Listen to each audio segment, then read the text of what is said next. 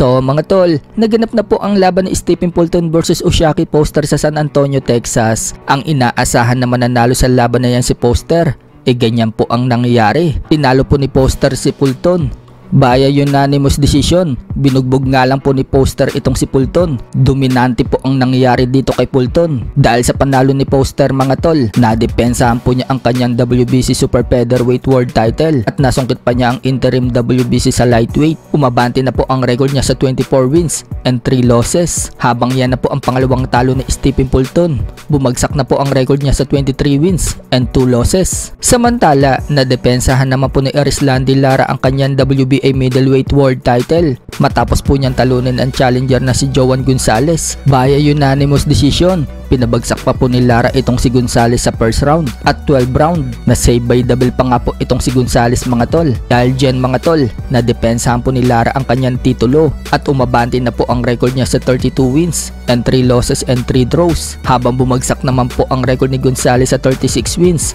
and 5 losses. Samantala, bigo pong masungkit ni Shane Mosley Jr. ang WBC interim middleweight title matapos siyang talunin ni Jesus Alejandro Ramos Jr. via unanimous decision. Dahil sa talo ni Shane Mosley Jr., yan na po ang panglimang talo niya. Bumagsak na po ang record niya sa 22 wins and 5 losses with 12 knockouts. Habang umabante naman po ang record ni Ramos Jr. sa 24 wins and only 1 loss with 19 knockouts. Habang nagbabalik naman po si Frank Martin matapos siyang talunin ni Tank Davis. Panalo din po kasi ito na napalaban din sa card na yan. Tinalo naman po nito si former world champion Francis Bartolome via knockout sa round 4. Dahil sa panalo ni Martin, umabante na po ang record niya sa 19 wins and 1 loss. Habang yan na po ang pang-apat na talo ni Francis Bartolome, bumagsak na po ang record sa 30 wins and 4 losses.